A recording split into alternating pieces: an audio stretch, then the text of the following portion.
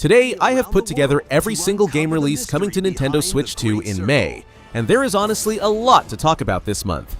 We have big cinematic adventures, chaotic co-op games, cozy story-driven experiences, retro comebacks, and some really unexpected surprises mixed in. Where Yoshi and his friends This is shaping up to be a bright, creature-focused adventure where Yoshi explores the pages of a talking book named Mr. E. As he moves from page to page, he discovers colorful habitats and experiments with the small, unusual creatures living inside them. The setup gives the game a playful, discovery-driven feel instead of a traditional platformer structure. Honestly, I really like this direction, because it sounds like something that mixes the soft charm of Yoshi's crafted world with a page-by-page rhythm that fits handheld play really well. The game supports TV mode, tabletop mode, and handheld mode, so it is built for the full Nintendo setup from the start. Each page looks like it will have its own gimmick, which keeps the exploration feeling fresh. Oh my, that's kinda bitter. Wonder what happens with other food. This one, which doesn't have a name yet. TT Games is giving LEGO Batman a much bigger and more ambitious return with this one, and I think that is exactly what the series needed. The latest details describe an open-world Gotham City, along with a new combat system built around smooth combos, stealth moves, and detective abilities. You can also drive the Batmobile and Batcycle, including the Tumbler. Everything together makes it feel less like a joke-heavy LEGO spin-off and more like a real Batman adventure shown through that familiar brick style.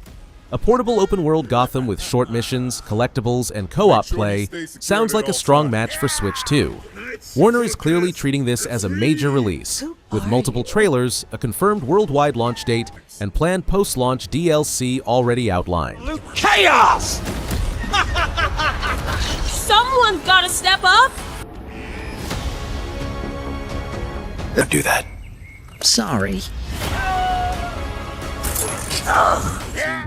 For me, this is one of the more interesting arrivals on Switch 2, because it is a large cinematic adventure and now has a locked Nintendo release date. Official listings confirm May 12th, 2026, and the game brings the full first-person single-player story where Indy travels across the globe in 1937 to uncover the mystery behind the Great Circle.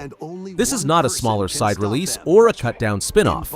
It is a full modern action adventure with puzzles, exploration, and a strong story focus, along with that globe-trotting energy that feels closer to premium console titles than the older licensed indie games.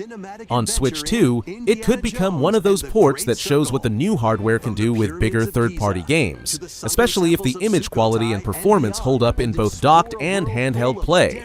This adds real weight to the more mature side of the Switch 2 lineup. Set between the events of Raiders of the Lost Ark and The Last Crusade, Indy will from the pyramids of Giza to the sunken temples of Sukhothai and beyond. This one is more interesting on Nintendo hardware than it might look at first. The update is not just about the expansion arriving on its own. What is actually coming is Tales of Arise Beyond the Dawn Edition on Switch 2, which packs the main game, the expansion, and extra content together in one release. I think that matters a lot, because for Nintendo players it means the full version of one of the strongest action RPGs of its generation is finally landing on the newer system in its most complete form. The appeal stays the same: flashy combat, strong party chemistry, and a large world with a clear anime-style personality. On Switch 2, it fits nicely for players who want something more dramatic and combat-focused than the usual Nintendo RPG, while still being easy to jump into during handheld sessions. There is also plenty of content to keep players busy for a long time. The same way they have for the past 300 years, using us Dana as mere siphons. The wall! It's only over when you give up. I'll let you. I'll save everyone. Hence, the Switch 2 edition was delayed from its earlier target and is now scheduled for late May, with Dragami also talking about wider improvements that affect both the Switch 2 release and the Switch version already available. The Switch 2 edition stands out because it brings real upgrades rather than a simple repackage. It includes stronger graphics, smoother performance at a stable 60 FPS in both handheld and docked play, and a new exclusive gun shooting mode. That mode could give the game a second life on Nintendo hardware, since it uses Joy-Con 2 mouse-style controls. A better frame rate plus the new mode helps the fast, stylish action feel sharper on Switch 2 than some players might expect.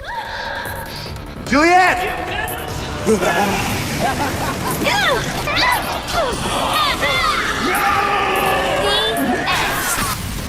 That's not time. I've been getting so lonely. I feel like this one could become a quietly emotional Nintendo release that takes people by surprise. It is confirmed for Nintendo Switch, and the premise has more heart than the cute art style alone suggests. You play as a Welsh corgi named Bongu in Doggy Heaven.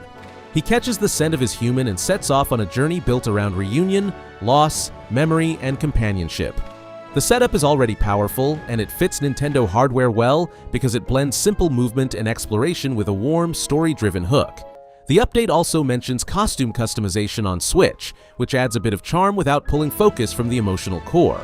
This adds a gentle sincerity to the gameplay that can stay with players long after the credits.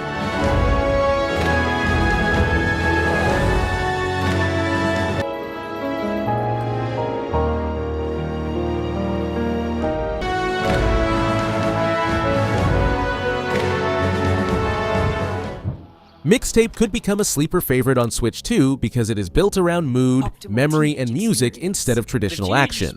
The confirmed details describe a coming-of-age adventure about 3 friends spending one last night together, with the whole experience framed like a playable collection of memories.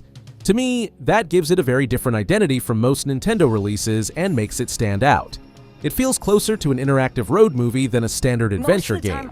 The format also fits handheld play really well, since a story built on short, memorable scenes and a strong soundtrack is perfect for shorter sessions between bigger action games.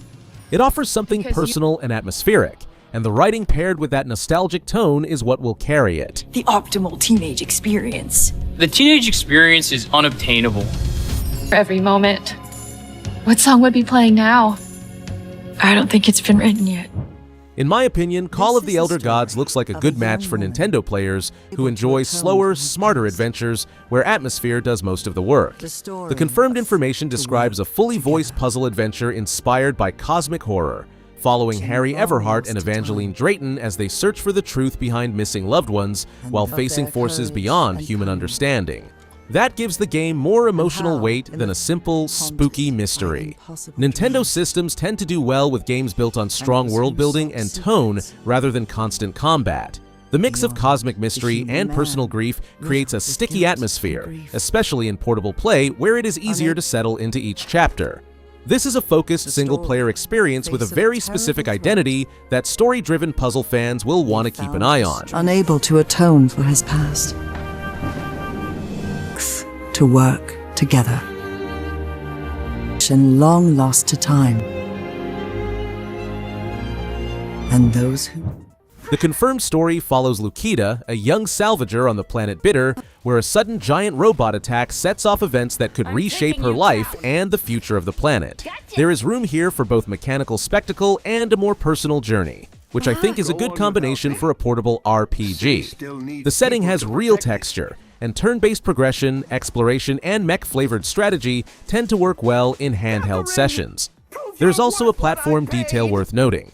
Nintendo Store listings confirm a Switch release, and retail information points to planned Switch 2 availability as well, though one limited edition notice suggests that part of the Switch 2 physical rollout may have changed. That makes it a release to follow closely as launch gets closer, especially for players hoping for an upgraded version on newer hardware.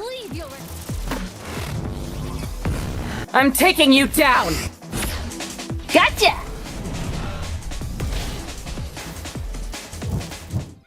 This looks like the kind of family adventure that fits Nintendo hardware really well, since it is built on warmth, imagination, and that familiar Bluey charm. The confirmed details describe a new original story written by Joe Brum. Bluey and her family get pulled into hand-drawn imaginary worlds after Dad picks up the gold pen she needs to finish her drawing. Personally, I feel like the setup is more playful and storybook-like than a standard licensed platformer. On Switch 2, parents might pick it up for the name, but kids can stick with it thanks to the colorful exploration, hidden treasures, and light puzzle solving. It should feel natural in handheld mode, especially with an episodic rhythm where every new area feels like turning another page in a bedtime story.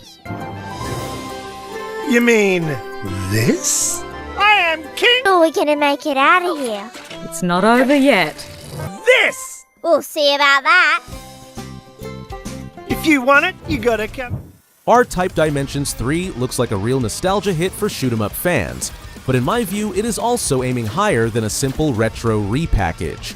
Reports around the announcement point to a May 2026 launch on both Nintendo Switch and Switch 2, with the game positioned as a larger, modernized return for the series. Arcade precision games like this tend to work well on portable hardware when the performance is sharp and the controls feel immediate.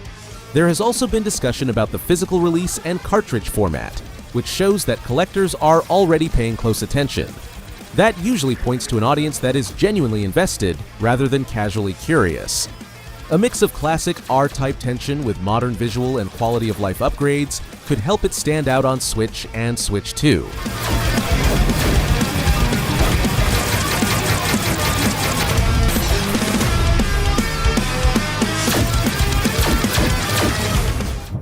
Official listings confirm it for both Nintendo Switch and Switch 2, with a May to June 2026 release window depending on region. The big selling point is that it pushes the original co-op Railroad madness much further.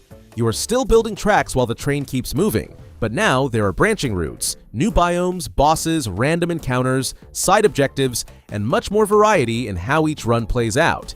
That means this is not just the same game with sharper visuals. It is a real expansion of the formula.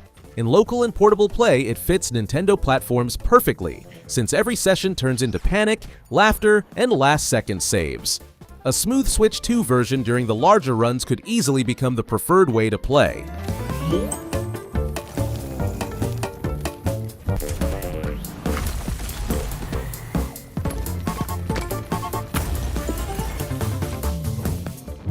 Little Nightmares 2 Enhanced Edition for Switch 2, arriving with higher resolution and improved visual effects compared with the original Switch version. Those upgrades matter a lot here, since Little Nightmares 2 relies on atmosphere, silhouette, unease, and those disturbing small details that hit harder when the image is cleaner and the world feels more alive. In my opinion, it is a strong move for Switch 2, because it adds another dark, premium-feeling title that works well for players who want something creepy, cinematic, and compact enough for handheld play. If the upgrade is handled well, this could become the definitive Nintendo version and keep the series active for fans jumping in for the first time or returning after the first game's enhanced release.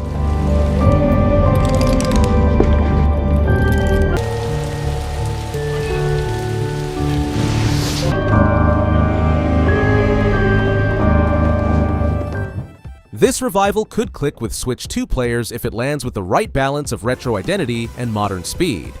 The details describe a return of the old side-scrolling robot shooter, rebuilt around a transforming combat system where your machine switches between ground-based robot action and high-speed flight during missions. Personally, I think that gives it a stronger hook than a straight retro reissue, since the game wants players to keep adapting their style depending on the battlefield. Switch 2 suits it well, because fast action games with arcade structure often feel great in shorter handheld bursts while still having enough intensity to pull players back for better runs. The release is being treated seriously, with Nintendo Store scheduling in Japan and Western physical plans already on the table. Sharp performance, strong controls, and enough mission variety could help it stand out as an action shooter that dedicated Nintendo players champion long after launch.